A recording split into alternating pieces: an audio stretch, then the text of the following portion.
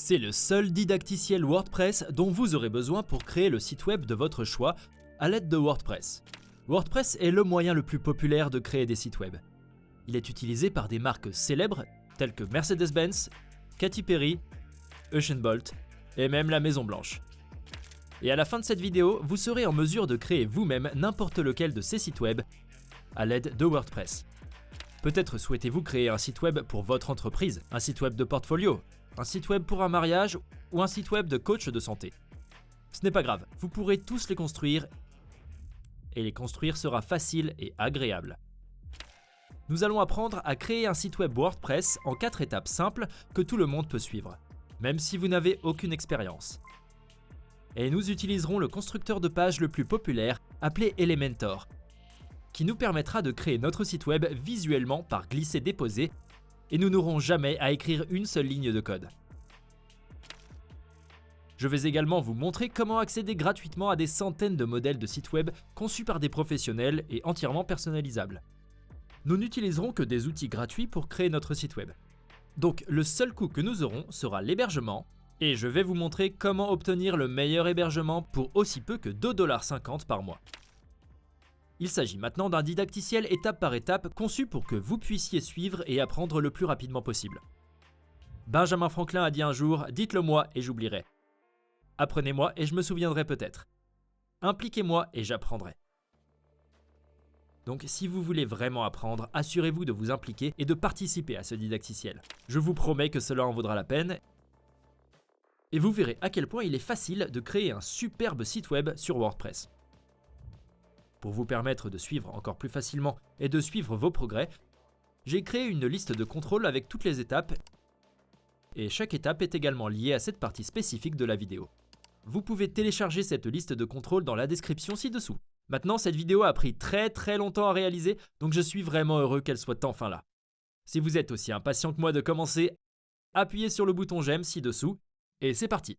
Très bien, comme je l'ai mentionné dans l'intro, nous allons apprendre à créer notre site web WordPress en 4 étapes simples.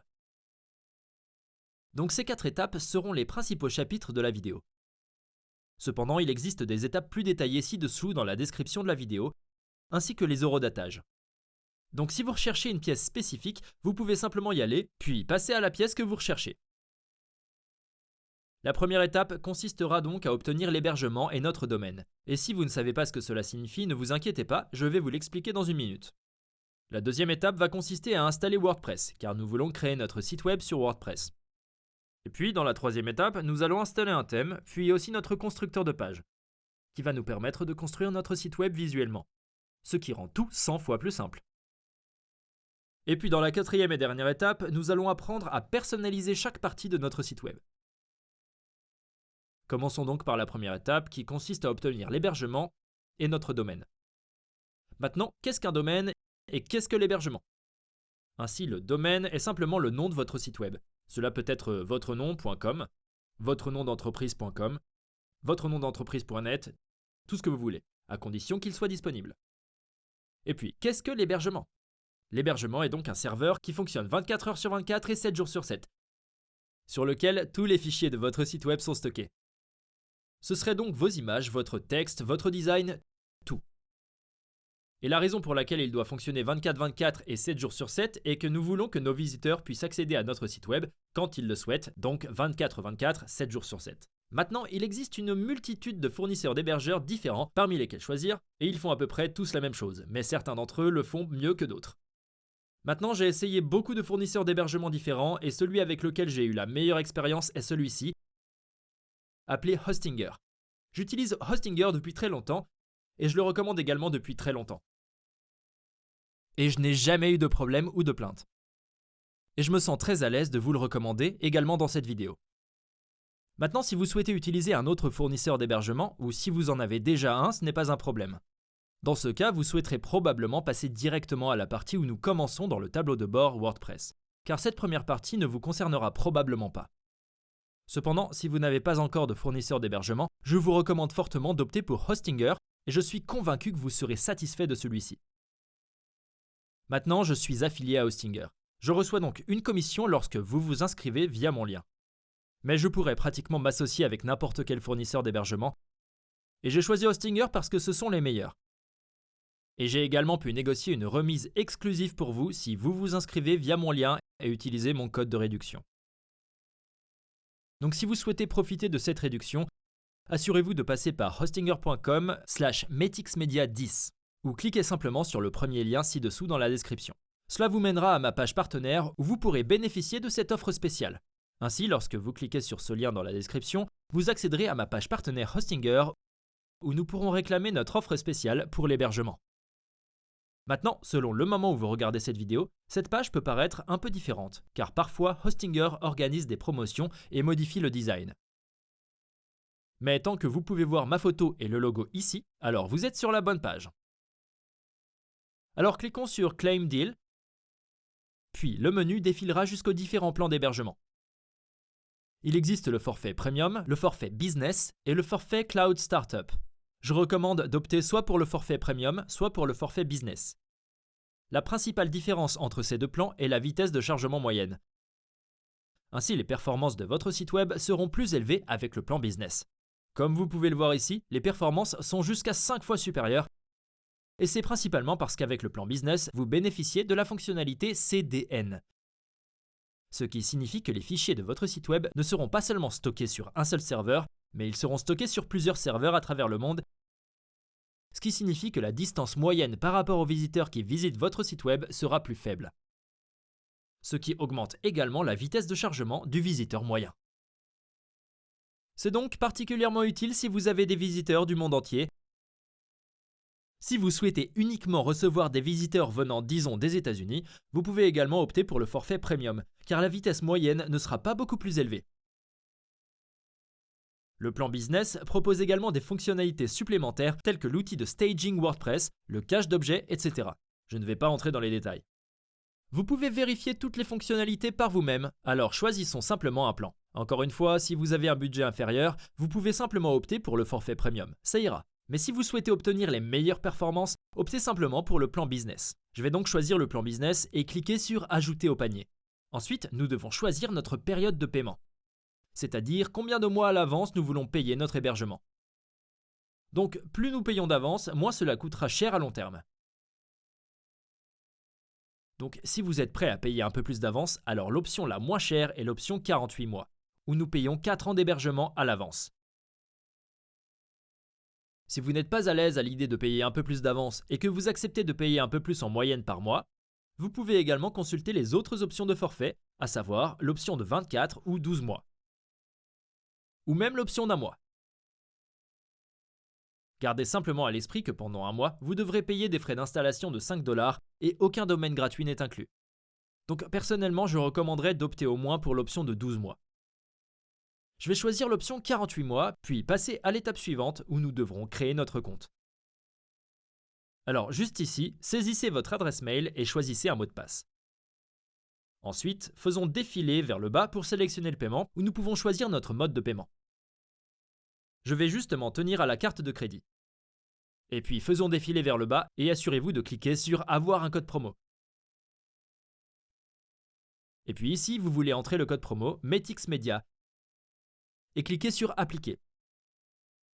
Et cela devrait vous donner une remise supplémentaire de 10% sur votre Hostinger. Une fois cela appliqué, assurez-vous de saisir simplement vos informations de paiement et de cliquer sur Soumettre le paiement sécurisé. Une fois le paiement terminé, nous devrions accéder à cette page ici où nous voulons gagner du temps et accéder directement au tableau de bord Hostinger. Donc, pour accéder au tableau de bord, allons simplement sur le logo Hostinger ici en haut et cliquez simplement sur le logo.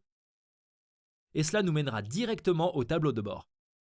Je vais devoir interrompre la vidéo pendant seulement 20 secondes à cause d'une annonce importante. Cette année, je réaliserai de nombreuses vidéos sur la façon de créer toutes sortes de sites web différents à l'aide de WordPress, des sites web de commerce électronique, des blogs, des sites web professionnels, des sites web personnels et bien plus encore. Alors assurez-vous d'appuyer sur le bouton s'abonner ci-dessous afin de ne pas manquer ces vidéos dans lesquelles je vous montre comment créer des sites web complets du début à la fin. Encore une fois, appuyez sur le bouton s'abonner ci-dessous. Puis revenons à la vidéo. Et ici, la première chose que nous voulons faire est de vérifier notre adresse mail que nous avons utilisée pour nous inscrire à Hostinger. Alors assurez-vous d'aller dans votre boîte de réception mail, je l'ai déjà ouvert dans un autre onglet ici. puis je recherche un email disant « Vérifiez votre adresse mail de Hostinger ». Cliquez simplement sur l'email. Puis cliquez sur ce bouton « Vérifier l'email » et cela nous ramènera au tableau de bord Hostinger. Et maintenant, la prochaine étape consiste à choisir notre nom de domaine. Encore une fois, le domaine est simplement le nom de notre site web. Alors ici, cliquons sur « Réclamer le domaine ». Et puis la première chose que je ferai serait simplement de changer l'extension de domaine en domaine.com. C'est ce que les gens connaissent le mieux et c'est ce que j'essaierai habituellement de privilégier. Ensuite ici, vous pouvez simplement saisir le nom de votre site web. Il peut donc s'agir de votre nom.com ou de votre nom d'entreprise.com, selon ce qui convient au site web que vous souhaitez créer. Par exemple, si je souhaite créer un site web pour les voyages, je tape quelque chose comme Metix Travels, puis je clique sur Vérifier la disponibilité. Et comme nous pouvons le constater, ce domaine est toujours disponible. Nous pouvons donc l'obtenir si nous le souhaitons. Et nous l'obtenons gratuitement la première année. Et puis après un an, nous devons payer 16 $ par an. Nous devons payer 16 $ par an si nous voulons conserver notre domaine. Alors récupérons ce domaine en cliquant sur Réclamer le domaine. Maintenant, pour terminer l'enregistrement du domaine, nous allons devoir saisir quelques coordonnées. Si vous créez un site web pour vous personnellement, vous pouvez simplement le garder personnel et saisir vos données personnelles. Mais si vous créez un site web pour une entreprise ou pour une organisation, vous pouvez choisir cette option, puis cliquer sur Suivant. Et puis ici, remplissez simplement les coordonnées, et une fois cela fait, cliquons sur Terminer l'inscription. Cela nous amène à la page suivante où il est indiqué « Votre domaine est désormais sécurisé ». Alors cliquons sur Continuer. Et puis ici, on peut ignorer cette offre car on a déjà un hébergement. Alors cliquons sur Sauter, je n'ai pas besoin de site web. Et cela nous ramène au tableau de bord Hostinger où il reste une étape supplémentaire à effectuer pour terminer l'enregistrement du domaine. Nous venons de confirmer à nouveau notre adresse mail pour notre domaine. Alors retournons dans notre boîte de réception mail, et puis vous devriez voir cet email ici disant « Important ». Vérifiez vos informations de contact pour votre domaine. Alors cliquons dessus, puis faisons défiler vers le bas et cliquons sur ce lien ici. Et une fois cela fait, nous devrions voir cette page indiquant que notre adresse a été vérifiée. Nous pouvons maintenant revenir au tableau de bord Hostinger. Et maintenant, lorsque nous rechargeons la page, nous devrions voir que notre statut de vérification des emails est désormais vérifié. Alors maintenant, nous avons terminé la première étape, qui consistait à obtenir l'hébergement de notre domaine. Maintenant, nous allons passer à la deuxième étape, qui consiste à installer WordPress. Revenons donc au tableau de bord Hostinger. Et ici, fermons tout d'abord tous les autres onglets que nous avons encore ouverts. Nous n'en avons plus besoin. Alors cliquons sur le logo Hostinger, puis revenons au tableau de bord. Et puis nous devrions voir cela sous Action de compte. Nous pouvons voir l'hébergement web professionnel, la configuration. Donc ici, nous voulons cliquer sur Configuration, puis cliquer sur Démarrer maintenant. Ici, faisons défiler jusqu'en bas et cliquons sur Sauter. Je ne veux pas d'expérience personnalisée. Ici, nous voulons créer un nouveau site web. Alors sélectionnons Créer un nouveau site web. Puis ici, nous pouvons choisir entre WordPress et le constructeur de site web d'hébergement. Dans ce cas, nous souhaitons créer un site web WordPress. Alors cliquons sur Sélectionner ici, et puis ici, il faut créer un compte WordPress. Je vous recommande donc d'utiliser simplement le même mail que vous avez également utilisé pour vous inscrire à Hostinger, puis de choisir un mot de passe et de cliquer sur Continuer. Ensuite ici, nous avons la possibilité de préinstaller certains plugins sur notre site web. Nous ne voulons pas installer de plugins car plus tard, nous choisirons tous les plugins dont nous avons besoin pour notre site web. Alors faisons défiler vers le bas et cliquons sur Sauter. Je gérerai les plugins plus tard. Et puis là, pareil, on choisira notre thème et notre modèle plus tard. Alors faisons défiler vers le bas et cliquons sur Sauter. Je n'ai pas besoin de modèle. Et encore une fois, faisons défiler vers le bas et cliquons sur Sauter. J'écrirai du contenu plus tard. Et ici, nous devons choisir le domaine que nous voulons utiliser pour notre site WordPress. Et celui-ci a déjà présélectionné celui que nous avons enregistré auparavant. Alors choisissons simplement cela et cliquons sur Sélectionner. Et enfin, nous pouvons voir un aperçu de notre configuration. Nous pouvons voir notre domaine, nous pouvons voir le CMS, le système de gestion de contenu et WordPress. Et notre email d'administration est ici. Ensuite, nous pouvons également voir que l'emplacement de serveur est actuellement défini sur le Royaume-Uni, pour moi, car je vis en Europe. Mais cela peut également changer l'emplacement du serveur. Si vous cliquez sur cette icône de stylo, vous pouvez choisir l'un de ces emplacements ici. Donc si vous avez choisi le forfait Premium où vous n'obtenez qu'un seul emplacement de serveur pour votre site web, vous souhaitez alors choisir un serveur le plus proche des visiteurs de votre site web. Donc si la plupart des visiteurs viennent des États-Unis, vous souhaitez alors choisir un emplacement de serveur ici aux États-Unis. Si la plupart viennent d'Europe, vous pouvez en choisir un en Europe. Mais si vous avez choisi le plan business comme moi, alors vous allez profiter de tous ces emplacements de serveurs. Donc peu importe celui que vous choisirez. Donc je vais juste en choisir un aux États-Unis, puis cliquer sur changer. Et puis cliquons sur terminer la configuration. Et une fois WordPress installé avec succès, nous pouvons accéder à notre tableau de bord WordPress en cliquant sur Panneau d'administration. Très bien, nous sommes maintenant dans le tableau de bord WordPress. C'est l'endroit où nous pouvons commencer à créer notre site web et où nous pouvons tout contrôler sur notre site. Ainsi, à l'avenir, chaque fois que vous souhaitez modifier quelque chose, vous pourrez toujours revenir ici dans le tableau de bord WordPress et apporter les modifications. Il est donc très important que vous compreniez comment y parvenir. Ainsi, le moyen le plus simple d'accéder au tableau de bord WordPress est simplement d'ouvrir votre navigateur. Je vais juste ouvrir un nouvel onglet ici. Et puis saisissez votre domaine. Donc dans mon cas, ce serait metixtravels.com.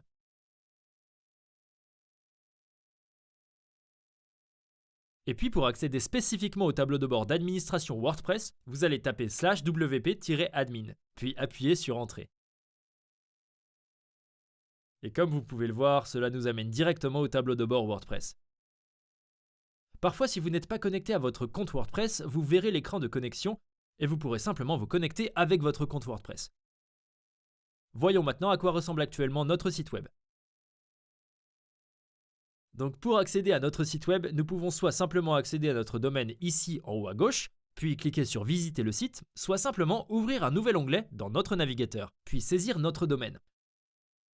Donc pour moi, encore une fois, ce serait metixtravels.com, puis appuyer sur Entrée. Et cela nous amène à notre site web. Comme vous pouvez le constater, il existe du contenu par défaut sur notre site web, et je vais vous montrer comment tout changer sur votre site dans ce tutoriel. Mais pour l'instant, je veux que vous remarquiez qu'ici en haut, nous avons cette barre WordPress. C'est parce que nous sommes actuellement connectés à notre compte WordPress. Si vous n'êtes pas connecté, vous ne verrez pas cette barre, mais vous verrez simplement votre site web comme n'importe quel autre visiteur. Mais chaque fois que nous sommes connectés et que vous accédez à votre site web, vous pouvez voir cette barre, et à partir de là, vous pouvez également accéder au tableau de bord WordPress en cliquant simplement sur cette icône WordPress ici en haut à gauche. Et cela vous ramènera à votre tableau de bord WordPress. Maintenant, avant de passer à l'installation d'un thème et à l'ajout de tous les outils dont nous avons besoin pour créer notre site web, nous voulons d'abord supprimer certains éléments préinstallés avec WordPress. Car nous voulons prendre un bon départ, et nous ne le faisons pas. Je ne veux rien avoir sur WordPress qui risque d'encombrer notre site web et notre tableau de bord. Alors d'abord, fermons simplement ces onglets ici en haut, car nous n'en avons plus besoin. Commencez simplement ici sur votre tableau de bord. Et puis la première chose que nous voulons faire est d'aller dans les publications ici sur le côté gauche. Et ici, nous pouvons voir qu'il y a une publication par défaut appelée Hello World. Et nous voulons juste prendre ce message, puis cliquer sur Bin pour supprimer ce message. Et puis pour le supprimer définitivement, nous voulons simplement aller dans la corbeille, puis cliquer sur la corbeille vide ici. Et maintenant, nous n'avons aucun message. Ensuite, nous allons sur Page, et ici, nous pouvons voir qu'il y a une page par défaut appelée Politique de confidentialité. Et nous allons également simplement cliquer sur Bin pour supprimer cette page. Là encore, allez dans Corbeille et cliquez sur Corbeille vide pour la supprimer définitivement. Ensuite, nous allons passer aux plugins. Ainsi, les plugins ne sont essentiellement que des extensions de votre site web qui vous offrent des fonctionnalités supplémentaires. De la même manière, comme sur votre smartphone, vous pouvez télécharger différentes applications qui font différentes choses. Et ici, sur WordPress, pour votre site web, vous pouvez télécharger différents plugins qui vous donnent plus d'options sur votre site web. Mais ici, nous souhaitons simplement supprimer quelques-uns d'entre eux préinstallés. Je voulais spécifiquement supprimer les plugins Hostinger, car nous avons utilisé Hostinger comme fournisseur d'hébergement.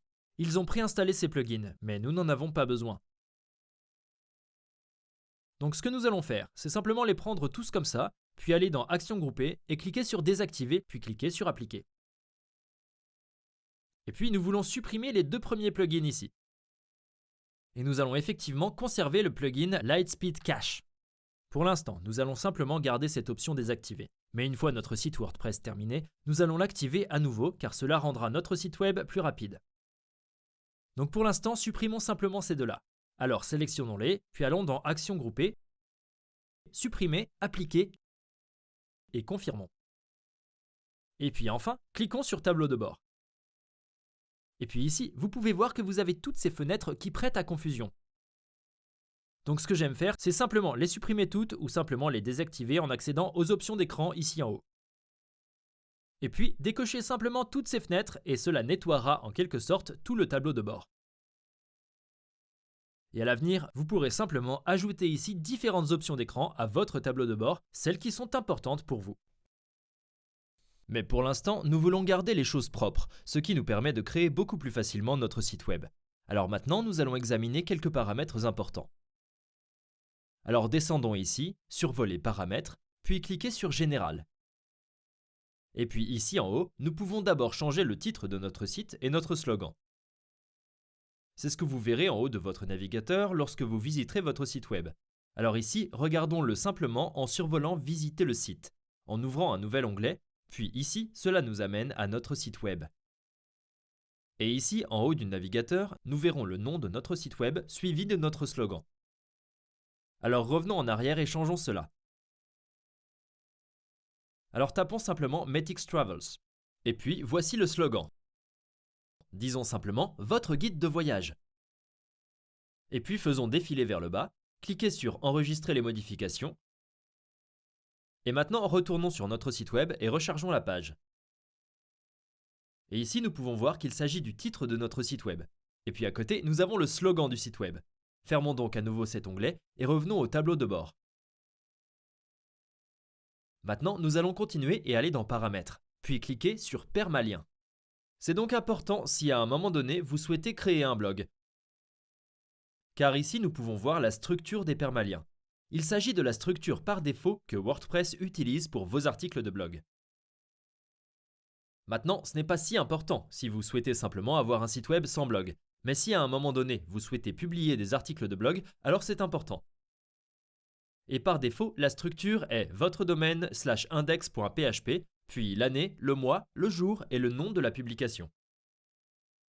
Maintenant, nous pouvons simplifier cela et améliorer son apparence en cliquant simplement sur le nom de la publication. Et puis j'aime aussi simplement supprimer la barre oblique à la fin, et nous avons alors une structure beaucoup plus propre indiquant votre domaine /nom de poste. Et juste pour vous donner un exemple de ce à quoi cela ressemblerait, ouvrons simplement un nouvel onglet, puis passons à cet article du blog NerdWallet.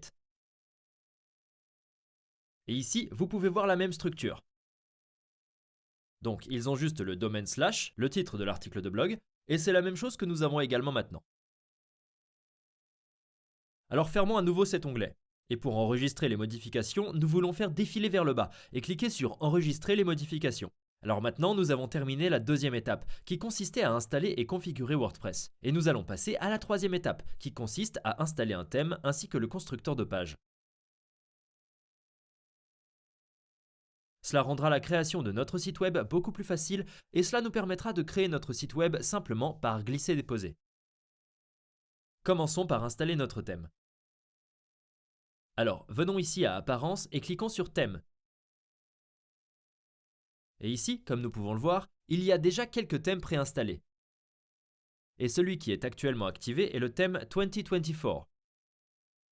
En fait, nous voulons en utiliser un meilleur. Alors cliquons sur Ajouter un nouveau thème en haut.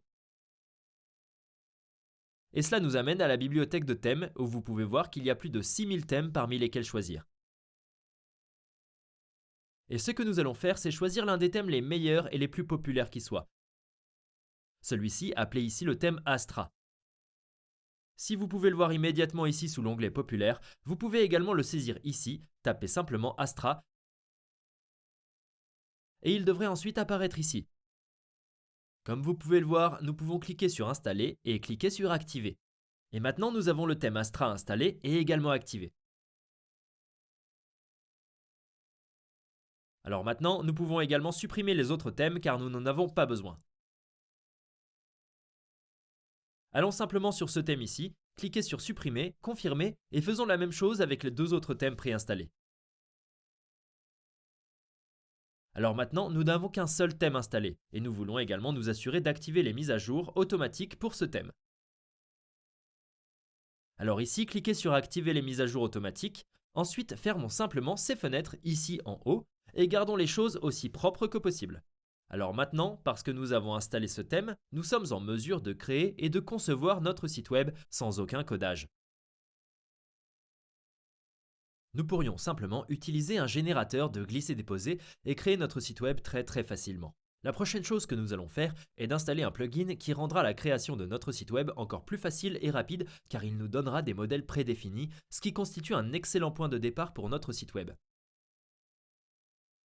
Passons donc aux plugins.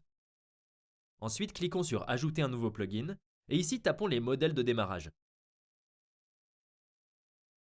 Et c'est juste celui-ci ici. Vous pouvez voir qu'il y a plus d'1 million d'installations actives et une très bonne critique. Alors, cliquons sur Installer maintenant et cliquez sur Activer. Ensuite, le plugin s'ouvrira automatiquement.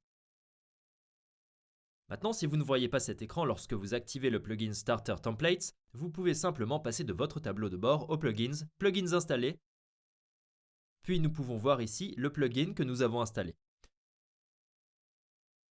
Et vous pouvez simplement cliquer sur Voir la bibliothèque, et cela vous amènera à cet écran. Cliquons sur Construire avec des modèles. Ici, nous devons sélectionner notre constructeur de page. C'est ce qui va nous permettre de créer notre site web par glisser-déposer. Nous allons utiliser Elementor parce que c'est le meilleur et le plus populaire. Alors choisissons Elementor.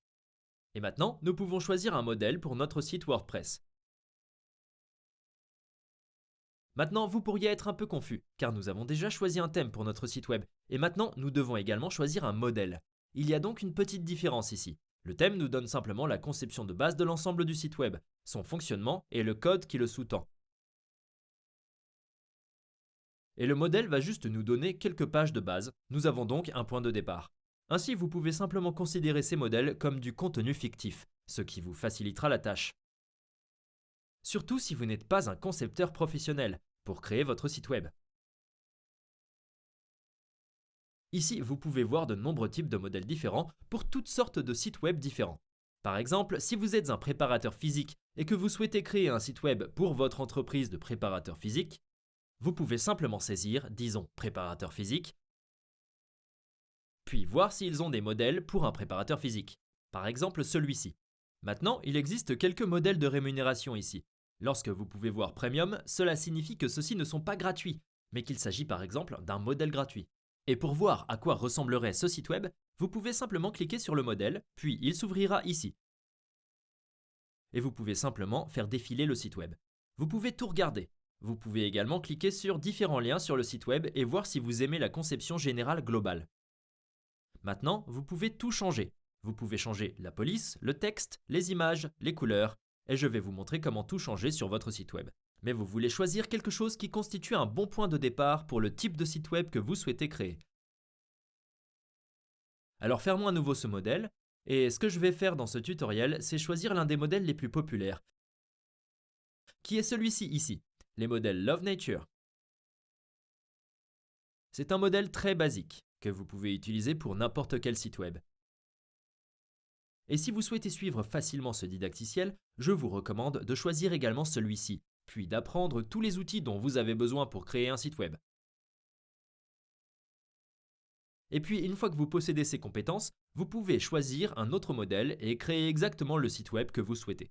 Mais vous pouvez également choisir un autre modèle et suivre ce chemin, car tout ce que je vais vous montrer fonctionnera également avec n'importe lequel des modèles que vous choisissez. Donc je vais juste choisir celui-ci, ici, Love Nature.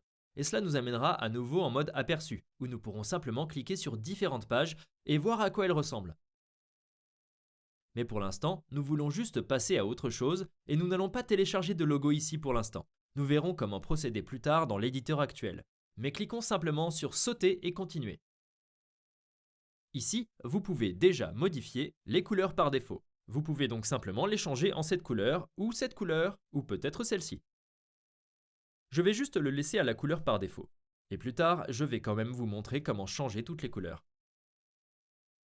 Et puis c'est aussi la même chose pour les polices. Vous pouvez changer les polices comme ceci, mais je vais simplement m'en tenir à celle par défaut et cliquer sur Continuer. Alors ici, laissons tout tel quel et cliquons sur Soumettre et créer mon site web. Une fois cela fait, nous allons arriver à cet écran où nous allons cliquer sur Afficher votre site web. Et cela nous amène simplement à notre site web comme nous pouvons le voir ici en haut.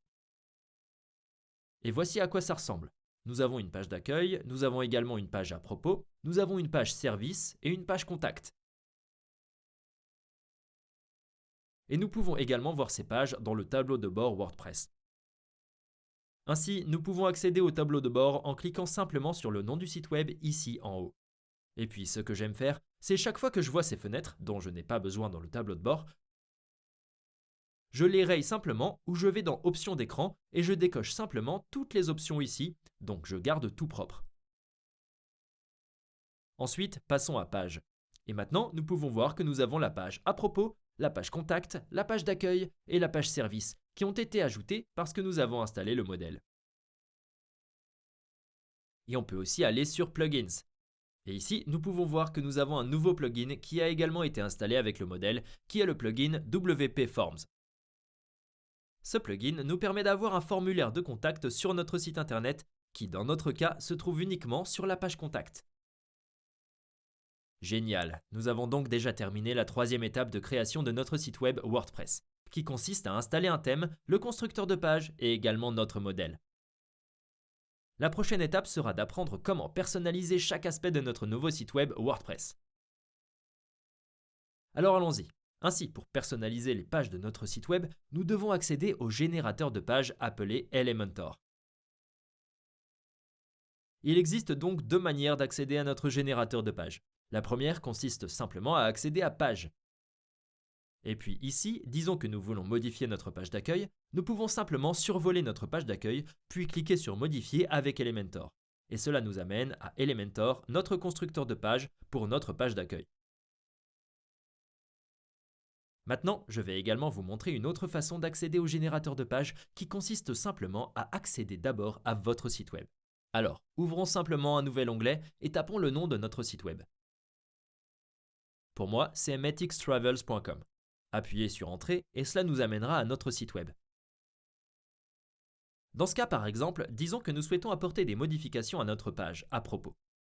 Alors naviguons simplement vers notre page à propos ici en utilisant le menu. Et maintenant, pour accéder au générateur de page, nous pouvons simplement cliquer sur Modifier avec Elementor. Nous pouvons toujours voir cette barre ici en haut car nous sommes connectés à WordPress. Et lorsque nous cliquons sur Modifier avec Elementor, le générateur de page pour la page à propos s'ouvrira. Fermons donc à nouveau cet onglet et retournons à notre page d'accueil. Ainsi, la première chose qu'il est très important de comprendre est la structure de vos pages. Et nous pouvons bien voir la structure ici sur cette fenêtre du navigateur. Ainsi, chaque page est essentiellement structurée à l'aide de conteneurs et d'éléments. Donc ici dans le navigateur, on peut cliquer sur le premier conteneur et ensuite le conteneur sera sélectionné. Et on peut voir la sélection ici par cette ligne magenta autour du conteneur. Et lorsque nous cliquons sur la liste déroulante de ce premier conteneur, nous pouvons voir qu'il y a un autre conteneur dans le premier. Et lorsque nous cliquons à nouveau sur la flèche déroulante, nous pouvons voir quelques éléments au sein de ce conteneur. Alors cliquons sur ce titre et nous pourrons alors voir que c'est ce texte ici que nous aimons tous. Et puis le deuxième texte, c'est le deuxième titre. Et puis nous avons encore du texte A provenant de l'élément éditeur de texte. Et puis nous avons aussi un bouton. Donc à l'intérieur du conteneur, il y a des éléments. Et quand nous regardons le deuxième conteneur ici, nous pouvons voir que c'est ce deuxième conteneur ici. Et dans le conteneur, il y en a un autre. Et puis dans celui-ci, il y a un autre titre, qui concerne nos services. Il y a un diviseur, et puis il y a un autre conteneur qui contient trois autres conteneurs. Voilà donc les trois colonnes ici. On peut cliquer sur la première et ensuite on voit cette première colonne. La deuxième est celle-ci et la troisième est celle-ci. Donc quoi que vous créiez sur votre page, vous n'aurez qu'à ajouter des conteneurs. Et dans les conteneurs, vous allez ajouter des éléments. Ainsi, ce navigateur est assez pratique lorsqu'il s'agit de voir la structure de votre page, mais lorsqu'il s'agit de personnaliser votre site web, il est en fait un peu gênant. Donc j'aime fermer ce navigateur. Chaque fois que vous souhaitez le reprendre, vous pouvez simplement aller en bas à gauche et cliquer sur Navigateur, puis le navigateur s'ouvrira à nouveau.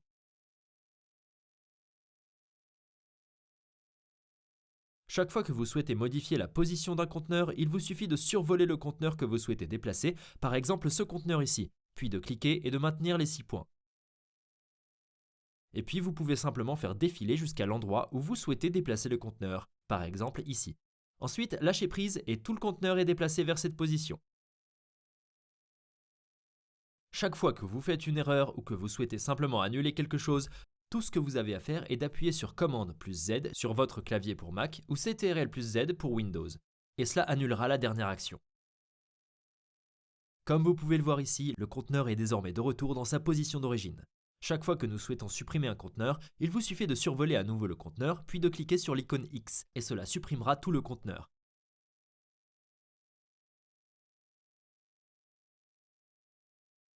Lorsque nous voulons ajouter un nouveau conteneur, il suffit de cliquer sur l'icône plus, puis à nouveau sur le plus. Et ici, nous pouvons choisir la structure de notre conteneur. On peut donc avoir différentes colonnes. Nous pouvons avoir différentes mises en page. Dans ce cas, optons simplement pour un conteneur à une colonne, et cela s'ajoutera au conteneur ici, entre ces deux conteneurs. Et maintenant, nous pouvons également ajouter des éléments à ce conteneur. Donc pour accéder aux éléments, nous allons simplement aux 9 points ici en haut à gauche. Et puis, lorsque nous faisons défiler vers le bas, nous pouvons voir différents types d'éléments que nous pouvons ajouter. Par exemple, nous pouvons ajouter un titre simplement en cliquant dessus, en le maintenant enfoncé, puis en le faisant glisser dans ce conteneur. Et maintenant, nous avons un en-tête dans ce conteneur. Nous pouvons également revenir aux éléments et peut-être faire glisser une image juste en dessous du titre. Et puis peut-être que sous l'image, nous allons également faire glisser un bouton, afin que nous puissions simplement faire glisser un bouton sous l'image ici. Et maintenant, pour annuler tout ce que nous venons de faire, nous pouvons soit appuyer à nouveau sur Commande plus Z ou CTRL plus Z sous Windows, soit profiter de la fonction historique. Ainsi, lorsque nous allons en bas à gauche et cliquons sur l'icône de l'historique, nous pouvons alors voir tous les différents états de notre site web en fonction de ce que nous avons modifié. Et nous pouvons toujours remonter le temps et charger une version précédente de notre site web. Ainsi par exemple, nous pouvons simplement aller jusqu'au début en cliquant ici. Et cela réactivera le premier état du site web avant que nous y apportions des modifications. C'est donc très pratique car rien de ce que vous faites ne détruit vraiment votre site web. Vous pouvez toujours revenir en arrière et charger une version précédente. Vous pouvez donc toujours expérimenter, essayer différentes choses et toujours revenir. Et pour enregistrer les modifications et que tout soit mis en ligne sur votre site web actuel, nous voulons cliquer sur Mettre à jour ici en bas à gauche. Désormais, chaque fois que nous souhaitons avoir un aperçu de ce à quoi ressemble actuellement notre site web, il existe deux manières. La première consiste simplement à cliquer sur cette flèche ici, qui repliera le menu et nous donnera un aperçu de notre site web où nous pouvons l'ouvrir à nouveau. Et puis ici en bas, vous pouvez voir cette icône en forme d'œil. Lorsque vous cliquez dessus, le site web s'ouvrira dans un nouvel onglet et vous pourrez également simplement naviguer dans toutes les pages et voir à quoi il ressemble. Fermons à nouveau cet onglet. Alors maintenant, nous comprenons comment chacune des pages est structurée avec des conteneurs et des éléments. Voyons ensuite comment modifier chacun des éléments individuels de notre page.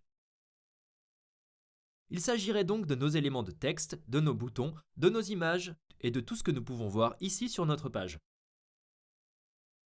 Commençons par les éléments de texte. Disons que l'on souhaite changer ce texte qui dit actuellement nature. Tout ce que nous avons à faire est simplement de cliquer sur l'élément de texte et ici, sur le côté gauche, nous pouvons voir les options dont nous disposons avec cet élément. Et il y a 3 onglets. Il y a l'onglet Contenu, l'onglet Style, puis l'onglet Avancé. Ici, dans l'onglet Contenu, nous pouvons modifier le contenu. Donc pour changer le texte, nous allons simplement dans le titre, puis le modifions comme nous voulons qu'il apparaisse. Tapons simplement WordPress. Ou nous pouvons aussi simplement cliquer sur le texte directement ici dans l'aperçu, le mettre en surbrillance, puis encore une fois, nous pouvons simplement modifier le texte ici. Ensuite, nous avons quelques options supplémentaires, comme nous pouvons mettre un lien vers le texte, de sorte que lorsque les gens cliquent dessus, il mènera à un lien spécifique. Nous pouvons changer la taille, nous pouvons changer la balise HTML et nous pouvons changer l'alignement. Donc si vous souhaitez changer l'alignement vers la gauche, on clique simplement sur gauche et cela changera, ou on peut le remettre au centre. Passons ensuite à cet onglet style. Ici, on peut changer tout ce qui concerne le style du texte. Par exemple, la couleur du texte est actuellement définie sur blanc. Et lorsque nous cliquons sur la couleur ici, nous pouvons simplement choisir la couleur de notre choix et le texte changera grâce à cette couleur. Et puis, on peut aussi voir sur cette icône personnalisée ici, lorsqu'on clique dessus, on peut voir une liste de différentes couleurs déjà configurées pour nous en fonction du modèle que nous avons choisi. Le modèle a donc déjà des couleurs par défaut et nous pouvons simplement cliquer dessus. Puis le texte passera à cette couleur par défaut. En général, je recommande de s'en tenir aux couleurs par défaut lorsqu'il s'agit de modifier votre site web, simplement parce que c'est beaucoup plus professionnel si vous avez une palette de couleurs cohérente sur votre site web. Plus tard, je vais également vous montrer comment modifier les couleurs par défaut que vous pouvez voir ici pour votre site web afin que vous ayez un contrôle total. Ensuite, nous avons les options de typographie. Ici, lorsque nous cliquons sur l'icône du stylo, nous avons un tas d'options différentes. Tout d'abord, nous avons la famille de police. Nous pouvons également changer cela ici. Donc si vous souhaitez avoir Verdana, par exemple, comme police, nous pouvons également la modifier. Ensuite, nous avons la taille. Nous pouvons donc simplement la faire glisser vers la gauche et la taille diminuera. On peut le faire glisser vers la droite et il augmentera. Ensuite, nous avons le poids. Donc ici, nous pouvons simplement modifier le niveau de gras du texte. Nous pouvons le rendre un peu plus gras ou un peu moins gras, comme cela. Ensuite, ici en bas, nous avons la hauteur des lignes, l'espacement des lettres et l'espacement des mots. Pour voir ce qu'ils font, passons à un autre élément de texte. Alors faisons défiler vers le bas et allons à cette citation ici. Encore une fois, sélectionnons simplement l'élément de texte. Accédez à l'onglet Style, puis accédez à Typographie, et puis ici, descendons jusqu'à une hauteur de ligne. Lorsque nous modifions la hauteur de la ligne, nous pouvons simplement voir que la différence, l'espace entre chacune des lignes, change. L'espacement des lettres est évidemment l'espacement entre chacune des lettres. Et puis nous avons également l'espacement des mots, qui modifie l'espace entre chacun des mots. Voilà donc les principales façons dont vous allez styliser vos éléments de texte. Fermons les paramètres de typographie en cliquant à nouveau sur l'icône du stylo. Et puis lorsque nous faisons défiler vers le haut, nous pouvons voir qu'il y a un autre onglet que nous n'avons pas encore couvert, à savoir l'onglet Avancé.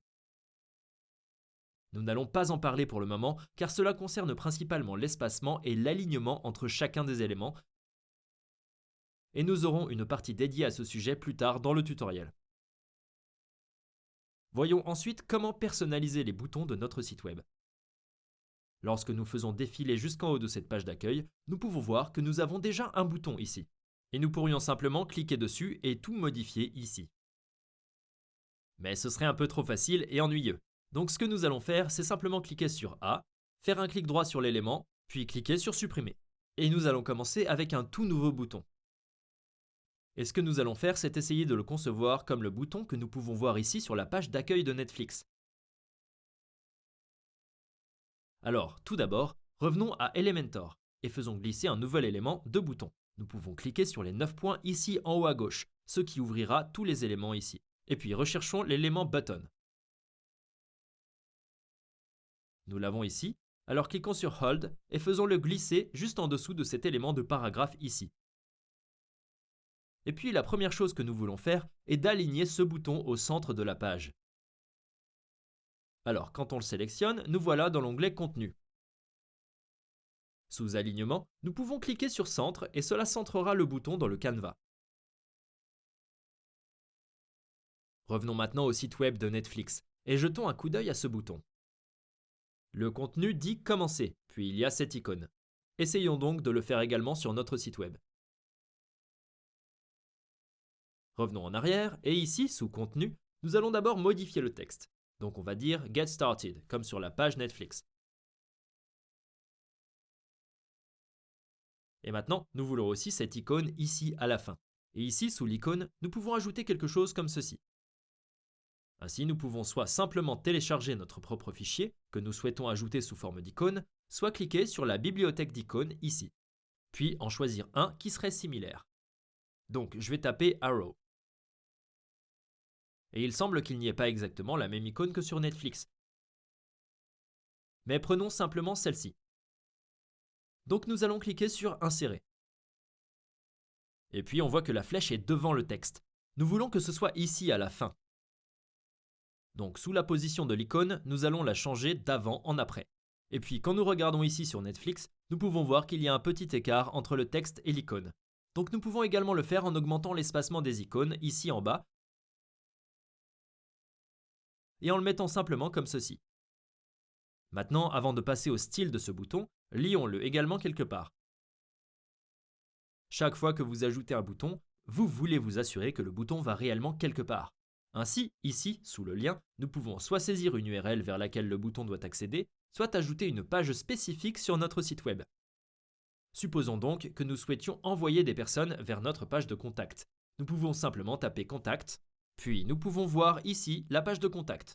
Il suffit de cliquer dessus, puis il insérera le lien de notre page contact. Passons maintenant à l'onglet Style. Lorsqu'on examine à nouveau le bouton Netflix, nous pouvons voir que la taille du texte est un peu plus grande et qu'elle est également un peu plus grasse que ce que nous avons actuellement. Alors revenons ici, puis ici sous Typographie, cliquons sur l'icône du stylo. Et puis d'abord, augmentons la taille en faisant simplement glisser le curseur vers la droite. Et je pense que cela semble correct. Ensuite, sous Poids, nous allons le changer de la valeur par défaut à, essayons, semi-gras. Ouais, cela ressemble un peu plus au bouton Netflix. Fermons donc les paramètres de typographie. Et maintenant, il faut aussi changer les couleurs. Ainsi, la couleur du texte est blanche. Nous pouvons donc également le faire ici, sous couleur du texte. Nous allons changer cela en blanc. Et l'arrière-plan du bouton est rouge. Donc le type d'arrière-plan doit rester classique. Et sous couleur, nous allons le changer en rouge comme celui-ci. Et puis, quand nous revenons en arrière, nous pouvons voir que lorsque nous survolons le bouton, la couleur devient un peu plus sombre, et ce serait l'effet de survol. Donc nous pouvons également le faire ici lorsque nous revenons en arrière et passons de normal à hover. Et puis on change à nouveau la couleur et on choisit un rouge un peu plus foncé, peut-être comme ça. Et maintenant, lorsqu'on survole le bouton, on peut voir la couleur devenir un peu plus sombre. Nous pourrions également ajouter ici quelque chose comme une animation. Sous animation de survol, par exemple, vous pouvez réaliser une animation de réduction. Et lorsque vous le survolez, le bouton rétrécit un peu. Mais supprimons-le à nouveau, car Netflix ne l'a pas non plus. Maintenant, nous pouvons également jeter un œil au bord de ce bouton pour voir qu'ils sont un peu arrondis, et nous l'avons déjà en quelque sorte ici. Mais si vous voulez changer ça, on pourrait simplement aller dans le rayon frontalier, puis taper, disons, 15 pixels. Et cela nous donnerait ici un bord un peu plus arrondi et ressemblerait davantage au bouton Netflix. Ce serait probablement plutôt 3 ou 4 ou même 5 peut-être. Alors gardons ça comme ça. Ensuite, on constate également que le bouton Netflix n'est pas aussi large que le nôtre. Et que l'espacement entre le texte et le bouton est un peu plus petit. Nous pouvons donc également modifier cela ici sous Padding. Lorsqu'on va jusqu'au remplissage, nous pouvons d'abord dissocier les valeurs ici. Puis nous pouvons maintenant voir que nous avons un remplissage nul ici autour du texte. Donc pour le haut, faisons peut-être 15 pixels. Et puis pour le bas, pareil. Et puis pour la droite, faisons 25. Puis 25 pour le côté gauche également. Et voilà. Maintenant, nous avons un bouton qui ressemble assez à celui que nous pouvons voir sur la page d'accueil de Netflix. Et avec les outils que vous venez d'apprendre, vous pouvez quasiment copier le design de n'importe quel bouton que vous pouvez trouver sur n'importe quel site web que vous aimez. Apprenons ensuite comment ajouter et modifier les images sur notre site web. Ainsi, lorsque nous faisons défiler vers le bas, nous pouvons trouver quelques images ici. Nous pouvons trouver une autre image ici, et puis il y en a une de plus ici. Et nous pouvons changer toutes ces images comme nous le voulons. Disons donc que l'on souhaite changer cette image. Il suffit de cliquer dessus pour sélectionner l'élément de l'image. Et puis ici, sous l'onglet Contenu, nous pouvons voir l'image actuelle qui est affichée en ce moment. Et lorsqu'on clique sur Choisir une image, nous pouvons soit choisir une autre image qui se trouve actuellement dans notre médiathèque, Ce sont toutes les images qui ont été importées à partir du modèle qu'on a choisi, ou nous pouvons télécharger notre propre fichier. Ainsi, lorsque nous cliquons sur télécharger des fichiers, vous pouvez simplement faire glisser votre propre image et ajouter celle-ci au site web. Vous pouvez également cliquer sur images gratuites, puis rechercher toutes les images libres de droit que nous pouvons ajouter. Par exemple, lorsqu'on tape nature, toutes les images liées à la nature apparaîtront et nous pourrons simplement en choisir une. Maintenant, si vous avez besoin d'autres sites web sur lesquels vous pouvez trouver des images libres de droit, tout ce que vous avez à faire est d'aller sur Google, de saisir des images libres de droit, d'appuyer sur Entrée, puis vous pourrez trouver des sites web gratuits comme Unsplash, Pixabay, Pexels et ainsi de suite. Ces 3 sites web sont tous très bons et vous trouverez des tonnes d'images libres de droit sur ces sites web. Revenons donc à Elementor et téléchargeons par exemple notre propre image. Alors cliquons sur télécharger des fichiers. Et puis je viens de télécharger un exemple d'image ici. Je vais juste le glisser et le déposer dans le champ. Et une fois téléchargé, je peux simplement cliquer sur sélectionner et l'image sera importée sur mon site web. Ensuite, quand on va dans l'onglet Style de cet élément d'image, on peut changer la taille de l'image en augmentant ici le curseur pour la largeur de l'image. Ou on peut faire la même chose pour la hauteur. Ensuite, nous avons l'opacité. Nous pouvons donc augmenter l'opacité et la diminuer si vous souhaitez qu'elle soit un peu plus transparente. Et puis, nous avons aussi le rayon de la frontière. Si vous souhaitez avoir des bords arrondis ici, nous pouvons simplement augmenter le rayon de la bordure, ce qui augmentera le rayon des bords. On peut également ajouter une ombre derrière l'image. Ainsi, lorsque nous allons dans l'ombre de la boîte et cliquons sur l'icône du stylo, cela ajoutera une ombre et nous pouvons également modifier les différentes valeurs ici. Nous pouvons ajouter ou diminuer le flou de l'ombre. Nous pouvons le rendre plus horizontal, plus vertical, en gros, comme bon nous semble. Et si on décide que nous ne voulons pas d'ombre, nous pouvons simplement cliquer sur cette icône retour aux valeurs par défaut et l'ombre sera supprimée. Alors maintenant, vous savez comment changer et modifier toutes les images de votre site web, mais vous vous demandez peut-être toujours comment réellement modifier cette image ici en haut de la page. Et ce n'est en fait pas un élément d'image, c'est l'arrière-plan de ce conteneur.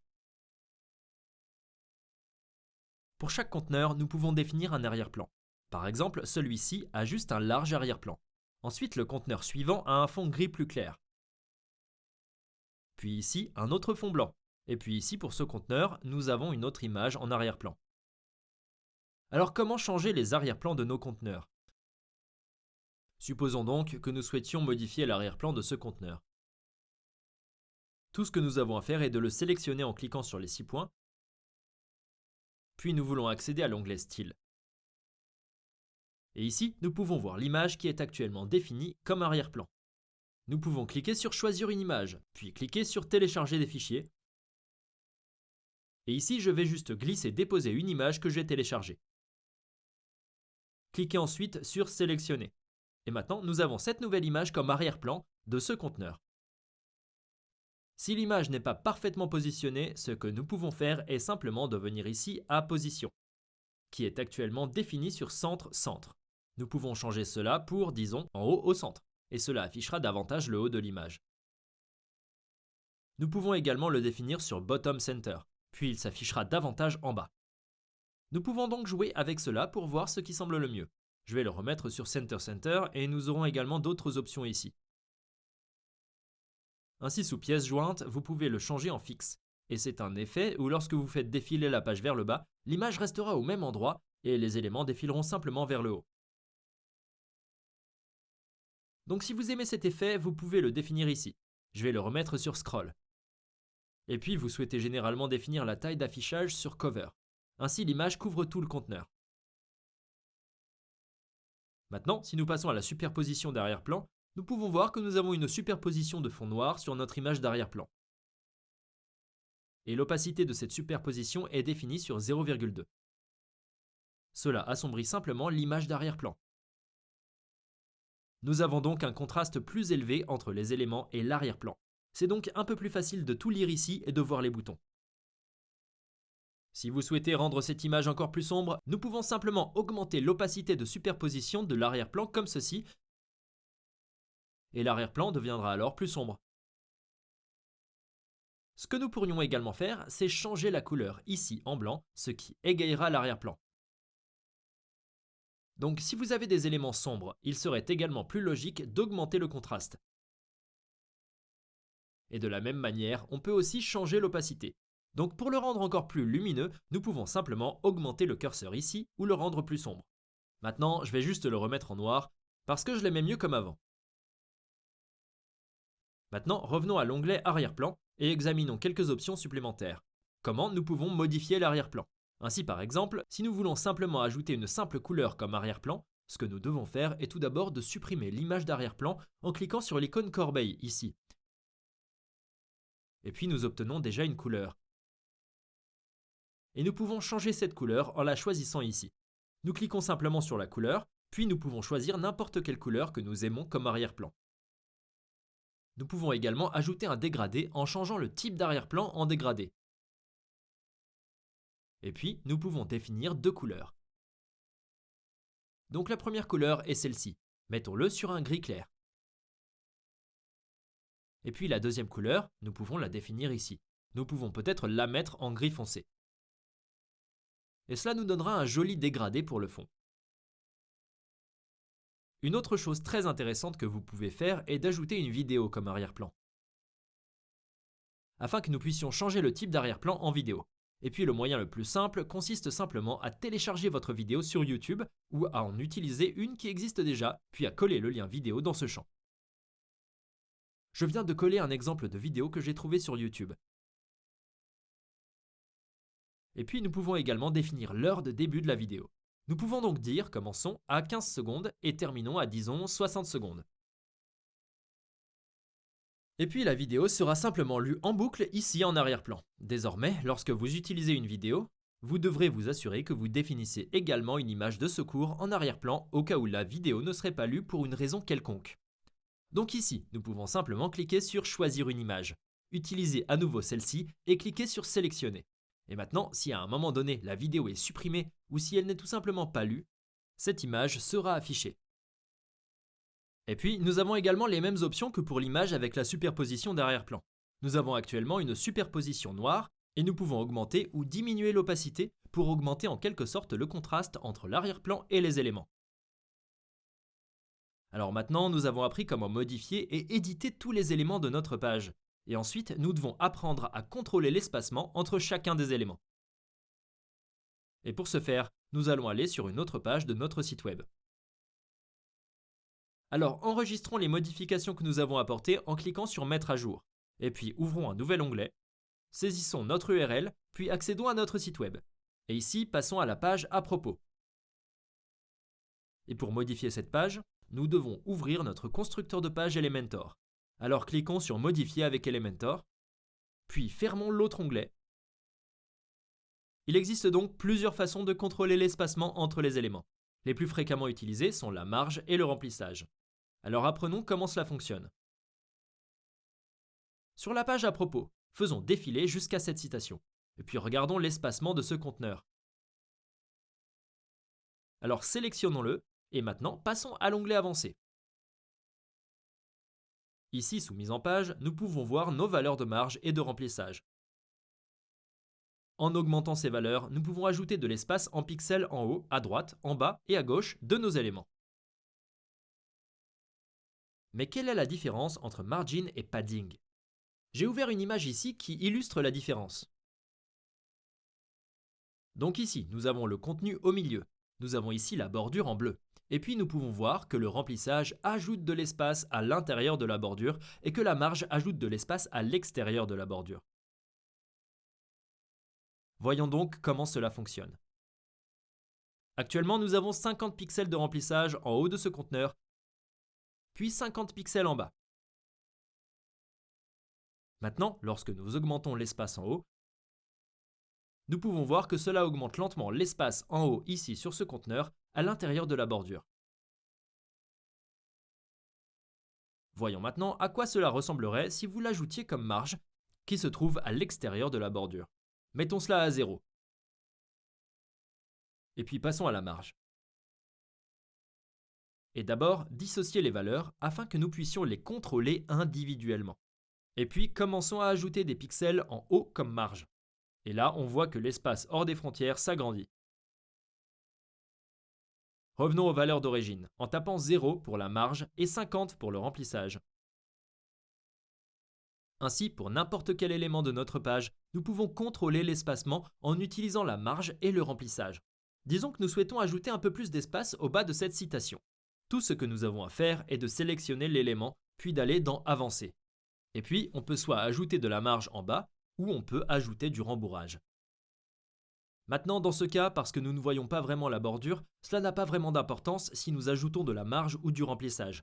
Nous pouvons donc simplement augmenter les valeurs de remplissage de 20 à disons 50 pour donner plus d'espace à ce texte en bas. Maintenant, disons que nous voulons diminuer l'espace à gauche et à droite de ce texte. Tout ce que vous avez à faire est d'accéder aux valeurs de remplissage. Et pour le côté gauche, nous allons le diminuer de 80 pixels à disons 30 pixels.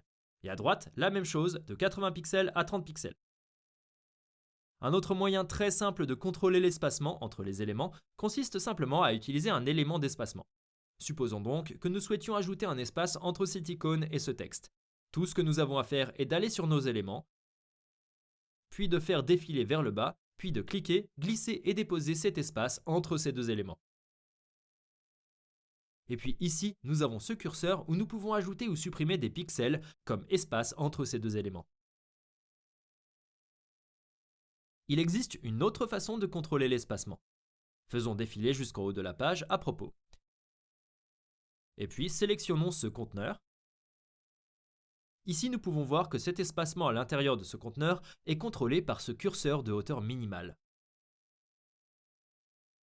Nous pouvons donc ici définir combien d'espace nous voulons donner à l'intérieur de ce conteneur. Nous pouvons augmenter les valeurs ou les diminuer et définir le nombre de pixels que doit avoir la hauteur de ce conteneur. Jusqu'à présent, dans ce didacticiel, nous nous sommes principalement concentrés sur la manière de modifier des éléments et de contrôler l'espacement entre ces éléments. Ce que nous n'avons pas abordé jusqu'à présent, c'est comment contrôler la disposition au sein d'un conteneur. Pour voir différentes mises en page, ouvrons un nouvel onglet, puis saisissons notre URL et appuyez sur Entrée. Cela nous amènera à notre site web. Et ici, examinons différents types de mise en page. Ici, le conteneur supérieur n'est qu'un conteneur à une colonne dans lequel nous avons quelques éléments au centre. Ensuite, lorsque nous faisons défiler nos services, nous pouvons voir une présentation différente. Nous avons donc ici 3 colonnes différentes. Ensuite, lorsque nous faisons défiler vers le bas, nous avons un autre conteneur d'une colonne avec du contenu au centre. Ensuite ici, nous avons une disposition en 2 colonnes avec du texte ici sur le côté gauche et une image sur le côté droit. Ensuite, lorsque nous faisons défiler plus bas, nous avons une autre disposition simple d'une seule colonne avec du contenu au centre. Maintenant, pour apprendre comment contrôler une mise en page dans un conteneur, nous allons essayer de reproduire ce type de mise en page où nous avons 3 colonnes différentes. Donc pour ce faire, nous allons revenir à l'autre onglet. Et ici, nous allons créer un nouveau conteneur. Donc pour créer un nouveau conteneur, nous allons cliquer sur l'icône plus ici. Puis à nouveau sur l'icône plus. Et ici, Elementor nous donne quelques mises en page par défaut avec lesquelles nous pourrions commencer. Mais nous voulons en fait repartir de 0. Donc je vais juste choisir celui-ci. Et maintenant, pour structurer le contenu de ce conteneur en 3 colonnes, nous avons besoin de 3 conteneurs supplémentaires. Donc pour les obtenir, nous allons aller dans nos éléments.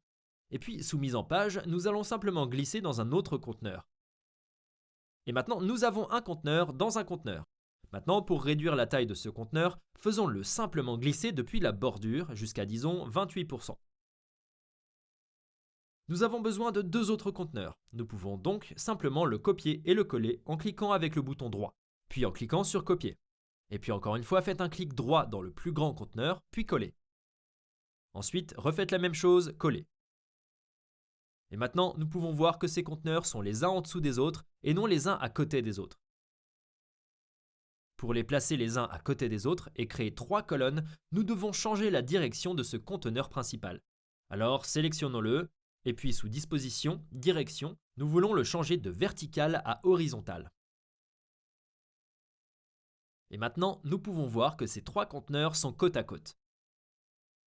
Ensuite, nous voulons placer ces conteneurs au centre de la page. Passons donc à la mise en page. Et puis, sous Justify Content, nous voulons cliquer sur Centre. Alors maintenant que nous avons la mise en page que nous recherchions, nous pouvons commencer à ajouter des éléments à nos colonnes. Alors venons ici à Elements et commençons par faire glisser une image. Ensuite, ajoutons également un titre et ajoutons également un éditeur de texte sous le titre. Maintenant, ajoutons également du contenu. Alors sélectionnons l'élément d'image, puis cliquez sur Choisir une image. Ensuite, je vais juste choisir celui-ci, ici, et cliquer sur Sélectionner. Ensuite, modifions le texte du titre pour, disons, Produit 1. Et nous laisserons simplement ce texte tel qu'il est. Et maintenant, pour gagner du temps, lors du style de vos éléments, vous pouvez simplement rechercher un élément qui a déjà le style que vous recherchez. Par exemple, disons que nous voulons que le titre soit dans ce style. Ce que nous pouvons faire est simplement de cliquer avec le bouton droit sur cet élément, puis de cliquer sur Copier, puis de monter sur notre nouvel élément, de faire un clic droit, puis de cliquer sur Coller le style.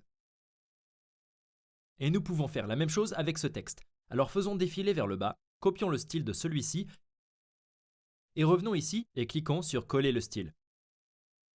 Et maintenant, nous voulons avoir la même chose pour les deux autres colonnes également. Mais nous n'avons pas besoin de refaire la même chose. Nous pouvons simplement copier cette colonne. Alors faisons d'abord un clic droit sur cette colonne et cliquez sur Supprimer.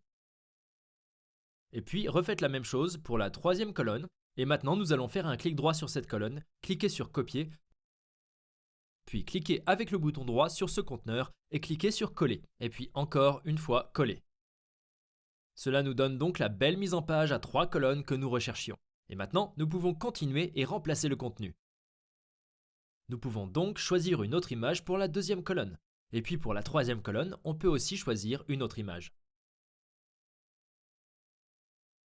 Et évidemment, nous pouvons aussi modifier le texte ici. Et pour terminer notre nouveau design, j'ajouterai également de l'espace en haut et en bas de ce conteneur. Et nous savons déjà comment faire cela. Nous pouvons donc simplement cliquer sur ce conteneur, puis accéder à l'onglet Avancé. Ensuite, je vais ajouter du rembourrage et je vais d'abord dissocier les valeurs. Et puis, je vais simplement ajouter 50 pixels en haut du conteneur ainsi que 50 pixels en bas. Nous avons donc un espacement ici en bas et aussi ici en haut. Ainsi, créer votre propre mise en page à partir de zéro prend évidemment plus de temps que la simple utilisation d'un modèle. Car nous devons tout construire à partir de zéro et nous devons gérer l'alignement, l'espacement et tout le reste. Alors maintenant, je veux vous montrer comment vous pouvez également simplement importer des mises en page prédéfinies à partir des modèles dont nous disposons. Donc pour importer un modèle de mise en page, nous allons simplement faire défiler vers le haut, puis cliquer à nouveau sur l'icône plus. Et maintenant, parce que nous avons installé le plugin Starter Templates, nous voyons cette icône S. Cliquons dessus, et puis passer des pages au bloc. Et ici, nous pouvons trouver toutes sortes de mises en page différentes avec lesquelles nous pouvons commencer. Alors choisissons par exemple celui-ci, puis cliquons sur Importer le bloc. Et maintenant, nous avons ce nouveau conteneur avec tout ce contenu d'espace réservé que nous pouvons modifier simplement en cliquant sur chacun des éléments. Et on peut aussi positionner ce conteneur où nous voulons sur notre page. Ainsi, nous pouvons simplement cliquer sur les 6 points, les maintenir enfoncés et les faire glisser vers la position dans laquelle nous voulons le placer. Alors mettons-le peut-être ici. Et une autre chose que vous pouvez faire, qui peut vous faire gagner beaucoup de temps, consiste à importer des pages entières ou des parties de pages à partir d'autres modèles dont nous disposons. Revenons donc ici à l'icône plus, puis cliquez sur le S. Et puis ici, dans l'onglet Pages, nous avons accès à tous les modèles de site web que nous avons déjà vus au début de ce tutoriel, lorsque nous avons décidé avec quel modèle démarrer notre site web. Nous avons choisi le modèle Loft Nature. Mais nous pouvons désormais importer n'importe quelle partie des autres modèles disponibles ici. Par exemple, allons à ce modèle de site web ici. Ici, nous avons 3 pages différentes disponibles. Supposons donc que nous souhaitions simplement importer une partie spécifique de la page à propos. Nous pouvons simplement cliquer sur la page, puis cliquer sur Importer un modèle. Et puis, lorsque nous faisons défiler vers le bas, nous pouvons voir que l'intégralité du modèle a été importée sur notre page. Maintenant, peut-être que nous voulons seulement une partie spécifique de cette page, afin de pouvoir supprimer tout ce dont nous n'avons pas besoin. Par exemple, cette partie ici. On clique simplement sur le X. Et puis peut-être qu'on veut se débarrasser de ça aussi. et de ça aussi. Et peut-être que nous venons d'importer la page pour cette conception spécifique. Donc nous allons conserver cela et ensuite supprimer tout le reste. Et nous pouvons même créer nos propres modèles. Supposons donc que nous souhaitions utiliser ce design à plusieurs reprises sur notre site web. Nous pouvons simplement en créer un modèle, puis l'importer où nous le souhaitons sur notre site web. Nous pouvons donc simplement faire un clic droit, puis cliquer sur Enregistrer en tant que modèle. Donner ensuite un nom au modèle et cliquer sur Enregistrer. Ensuite, cliquons sur le X. Alors maintenant, si nous voulons également utiliser ce design sur la page d'accueil, nous pouvons simplement accéder à notre site web.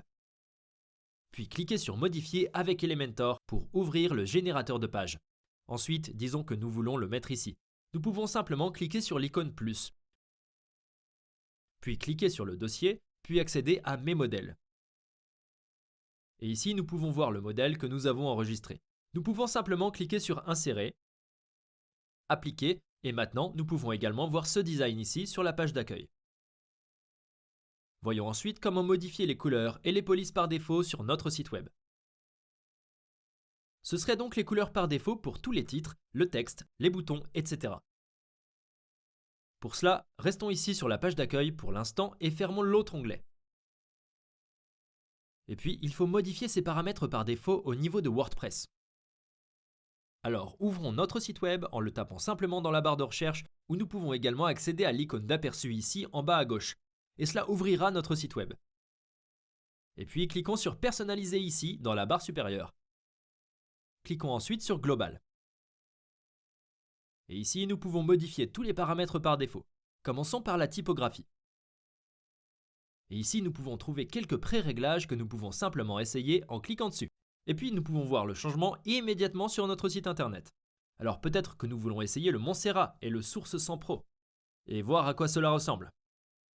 Et nous pouvons également simplement ajuster la police comme bon nous semble. Ainsi, lorsque nous faisons défiler vers le bas, nous pouvons simplement modifier la police du corps en cliquant sur cette icône de stylo. Et puis, nous pouvons rechercher n'importe quelle police que nous aimons.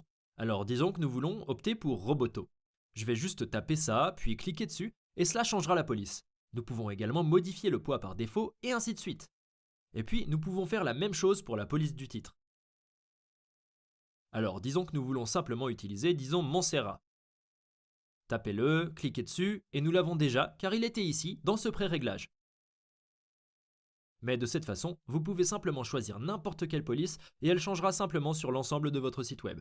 Si vous le souhaitez, vous pouvez même modifier la police de chaque titre individuel, donc de H1 à H6. Mais je ne le recommanderais pas, car vous ne voulez pas avoir trop de polices sur votre site web, car cela lui donne un aspect non professionnel. Et cela augmente également la vitesse de chargement, ce qui n'est pas bon non plus. Maintenant, penchons-nous également sur les couleurs. Alors faisons défiler vers le haut et revenons en arrière d'une étape, puis cliquons sur couleurs. Et ici, nous pouvons également trouver différents pré-réglages pour nos couleurs, où nous sommes actuellement sur le pré-réglage style 1.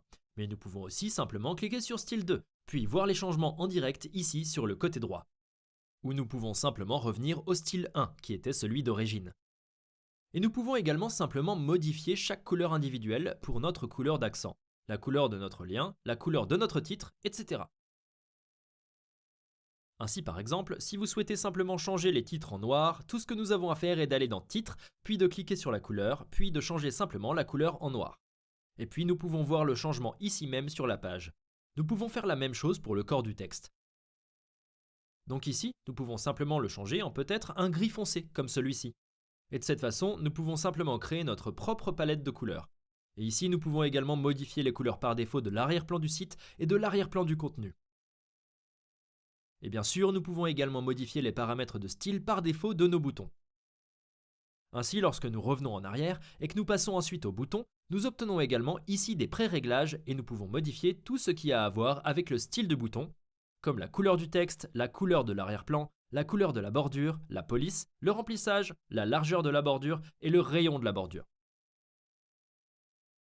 Ensuite, pour enregistrer les modifications que nous avons apportées à nos paramètres par défaut, nous voulons nous assurer de cliquer sur Publier.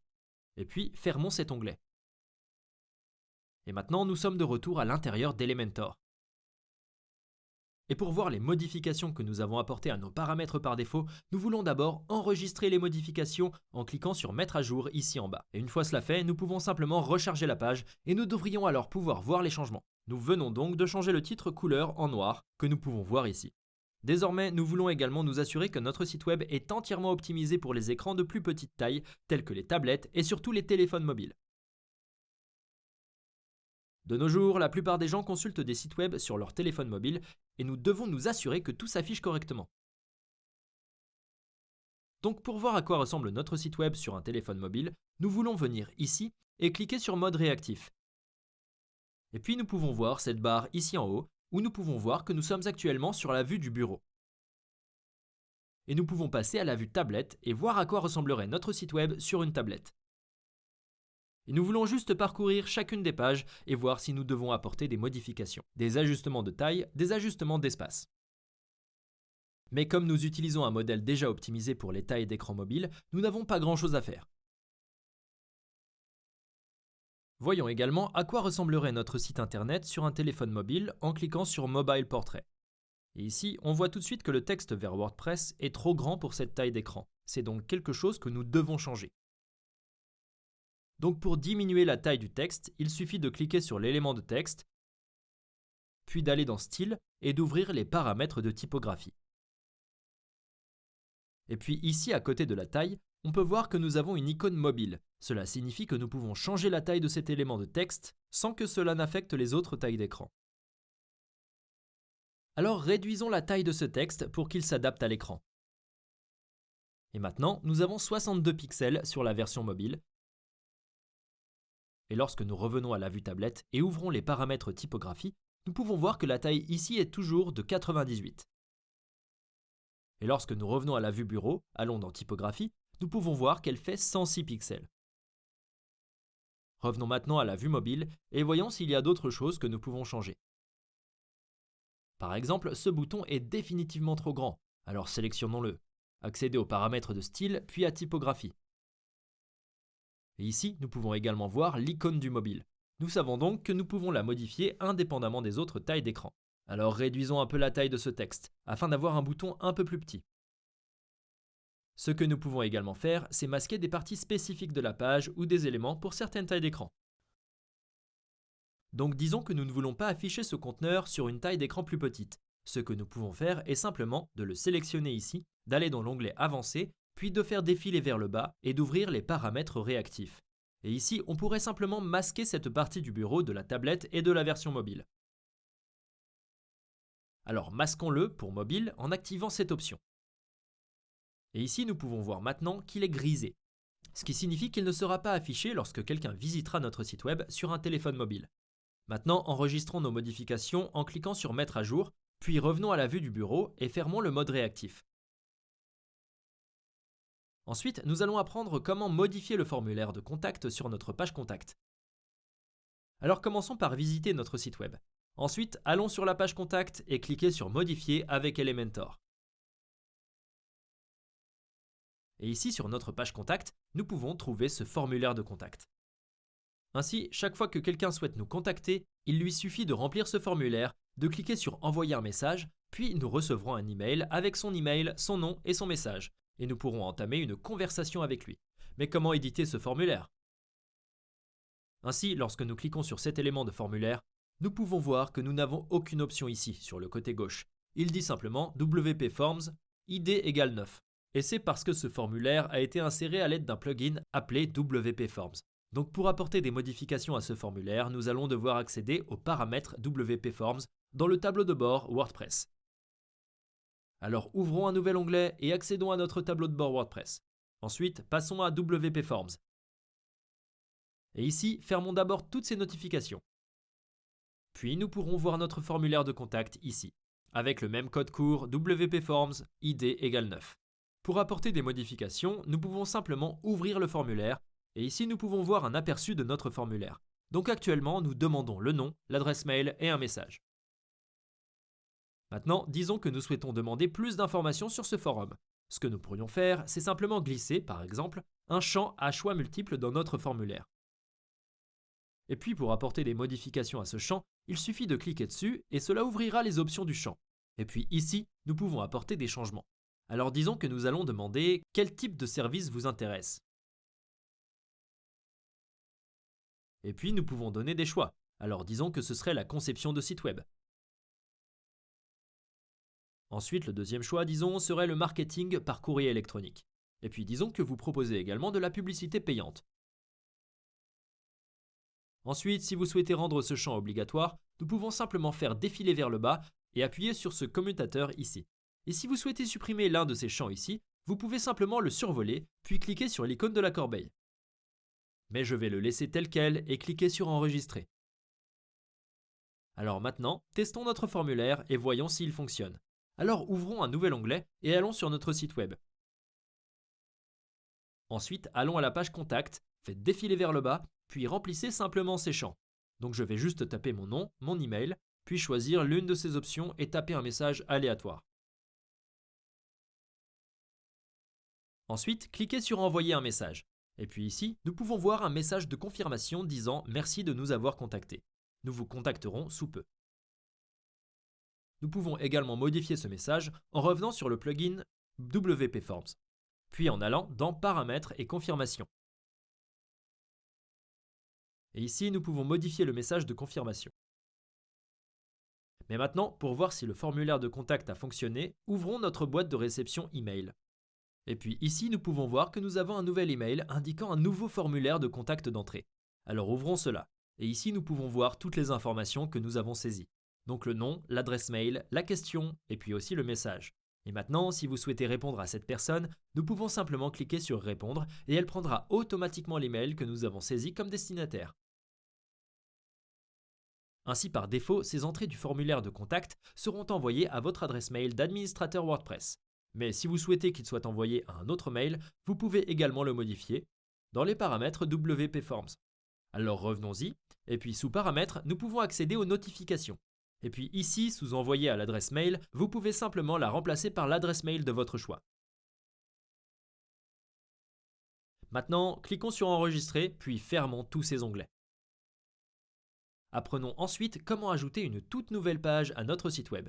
Pour ce faire, nous allons revenir à notre tableau de bord WordPress, puis aller dans Page et cliquer sur Ajouter une nouvelle page. Je vais nommer cette page Projet. Puis cliquer sur Publier. Et encore une fois, Publier. Maintenant, le nouveau site web est créé. Et pour y apporter des modifications, on peut cliquer sur Modifier avec Elementor. Et cela ouvrira le générateur de pages pour cette nouvelle page vide. Désormais, pour ajouter du contenu à cette nouvelle page, nous disposons de plusieurs options différentes. Nous pourrions soit simplement cliquer sur le S et ensuite trouver différents modèles de pages, que nous pourrions simplement importer, et nous avons déjà vu comment procéder. Soit nous pourrions également simplement importer des blocs spécifiques que nous pouvons voir ici pour des parties spécifiques de cette page. Mais pour conserver le même style sur l'ensemble de votre site web, ce que je ferai ici serait simplement de copier des parties spécifiques d'autres pages existantes de votre site web vers cette nouvelle. Nous pourrions donc simplement ouvrir un nouvel onglet, puis accéder à notre site web. Et puis, disons que nous voulons accéder à la page à propos. Puis ouvrir également la page Service dans un nouvel onglet. Et puis ouvrons le générateur de pages pour ces deux pages. Et maintenant, pour cette nouvelle page, ce que je ferai, c'est simplement copier l'intégralité de ce conteneur supérieur afin que nous gardions en quelque sorte le même style. Donc ce que nous pouvons faire, c'est simplement faire un clic droit sur le conteneur, cliquer sur Copier, puis revenir à la nouvelle page. Et puis faites un clic droit et coller. Et à partir de là, nous pouvons modifier le contenu. Alors cliquons sur cet élément de texte, puis changeons le texte en projet. Ensuite, je veux aussi changer l'image d'arrière-plan. Alors sélectionnons le conteneur, puis allons dans Style, puis modifions l'image. Je vais utiliser une image libre de droit que j'ai trouvée en ligne. Donc je vais aller dans Télécharger des fichiers, puis simplement glisser-déposer mon fichier image et cliquer sur Sélectionner. Et nous pouvons faire exactement la même chose pour d'autres parties de cette nouvelle page. Alors peut-être allons-nous aller sur la page à propos, et disons que nous voulons copier cette mise en page ici. Encore une fois, nous faisons simplement un clic droit, copier, puis revenons à la nouvelle page. Et puis ici, faites un clic droit, coller. Et nous venons également d'importer cette mise en page. Maintenant, enregistrons les modifications et prévisualisons cette nouvelle page. Et ici, nous pouvons voir le nouveau contenu sur la page. Mais il y a un problème, c'est que l'entête n'est pas transparent. Donc pour changer ça, on va aller cliquer sur Modifier la page, puis aller dans les paramètres Astra. Ici, faites défiler vers le bas et cliquez sur les paramètres avancés. Et puis sous l'entête transparent, nous allons cliquer sur Activer. Fermez ensuite la fenêtre et cliquez sur Mettre à jour. Et maintenant, prévisualisons à nouveau cette page en cliquant sur Afficher la page. Et maintenant, nous pouvons voir que nous avons également cette en-tête transparent en haut. Mais une autre chose que nous remarquons est que cette nouvelle page, Projet, ne se trouve pas dans la barre de navigation ici en haut. Alors comment ajouter cette nouvelle page à la barre de navigation? Pour ce faire, nous allons devoir revenir au tableau de bord WordPress. Nous pouvons donc simplement cliquer sur le nom de notre site web ici, et cela nous ramènera au tableau de bord. Ici, allons dans Apparence et cliquons sur Menu. Ensuite, pour ajouter la nouvelle page, nous allons simplement la sélectionner ici, Projet, et cliquer sur Ajouter au menu. Et maintenant, la nouvelle page projet fait partie du menu principal, et nous pouvons également changer la position. Alors peut-être voudrions-nous le mettre entre À propos et Services, afin que nous puissions simplement le faire glisser ici. Cliquez ensuite sur Enregistrer le menu, et maintenant, pour voir si cela a fonctionné, ouvrons un nouvel onglet et allons sur notre site web. Et ici, on peut voir que la nouvelle page fait désormais partie du menu de navigation. Et nous pourrions également ajouter à cette nouvelle page un sous-menu d'un élément de menu déjà existant. Ainsi, lorsque nous revenons au tableau de bord et allons au menu principal, ce que nous pouvons faire est simplement de placer cette page sous une autre page. Peut-être la page Service, comme celle-ci, et maintenant c'est un sous-élément. Alors maintenant, lorsque nous cliquons sur le menu Enregistrer, revenons à notre page et rechargeons-la. Nous pouvons voir que la page projet est désormais un sous-menu de l'élément de service. Et si vous souhaitez supprimer l'un de ces liens du menu principal, nous pouvons également le faire en revenant aux paramètres du menu. Et puis disons que nous voulons supprimer ce lien d'accueil. Ce que nous pouvons faire est simplement de cliquer sur la liste déroulante, puis de cliquer sur Supprimer. Et maintenant, nous pouvons cliquer sur Enregistrer le menu, puis revenir sur notre site web et recharger la page. Et maintenant, nous pouvons voir que le lien vers la maison est supprimé. Alors maintenant, nous savons comment modifier ce menu principal.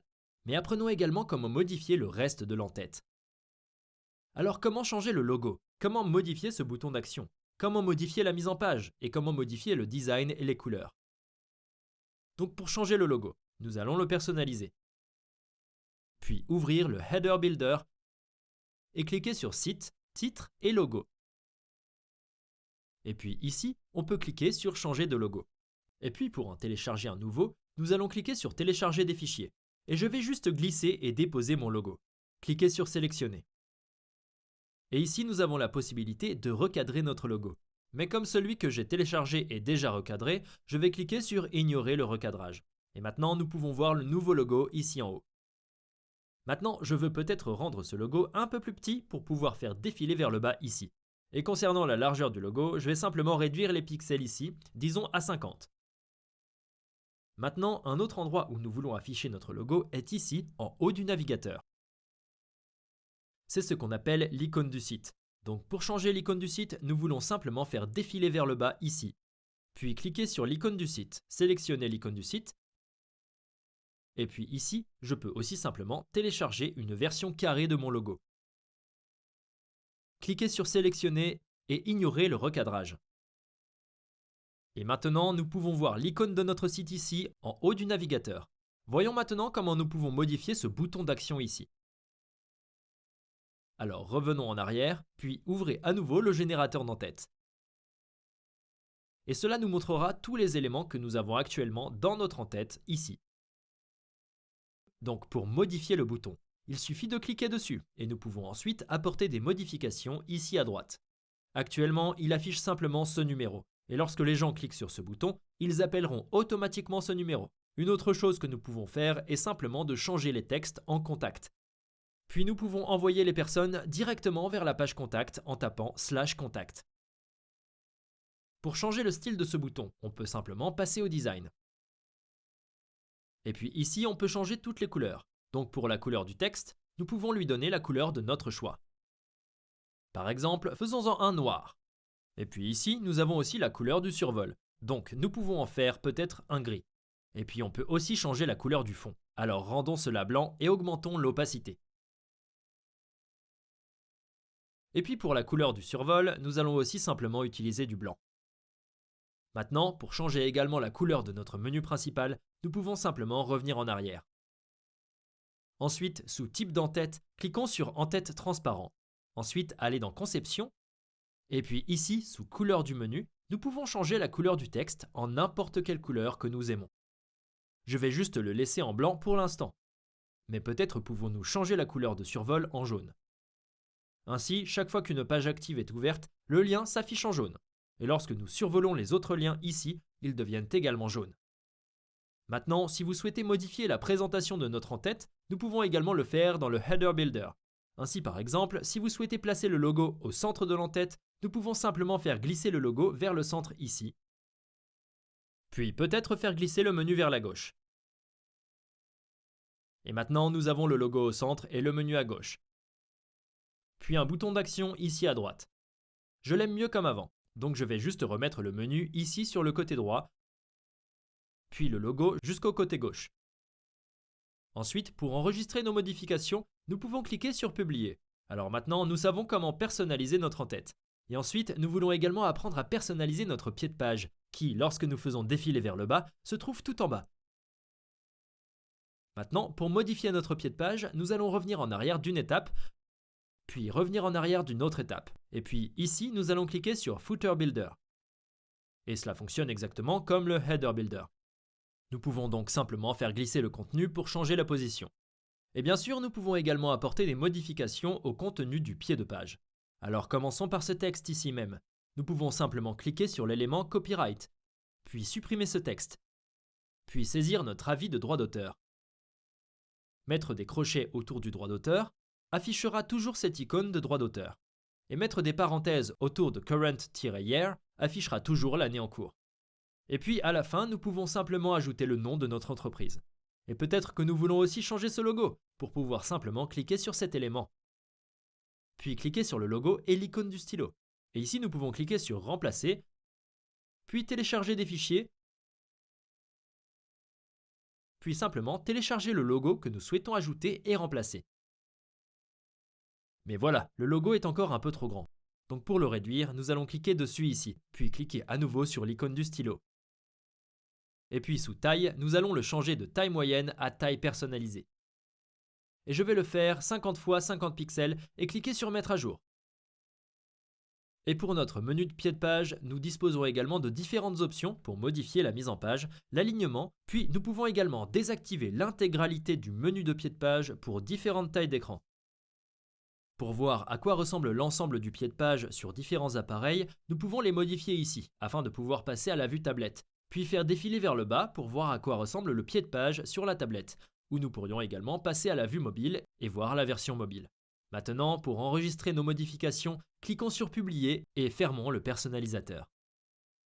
Et maintenant, la dernière chose que nous voulons faire est revenir à notre tableau de bord, puis aller dans Plugins et activer le plugin Lightspeed Cache, car cela rendra notre site web plus rapide. Et puis nous souhaitons également cliquer sur Activer les mises à jour automatiques pour tous nos plugins, afin de ne pas avoir besoin de mettre à jour manuellement le plugin à chaque fois. Si vous avez trouvé cette vidéo utile, n'hésitez pas à la liker et à vous abonner à la chaîne pour plus de vidéos comme celle-ci. Consultez également ma liste de lecture de Didacticiel WordPress dans la description ci-dessous, où vous trouverez des guides étape par étape sur la façon de créer différents types de sites web à partir de zéro à l'aide de WordPress. Merci d'avoir regardé.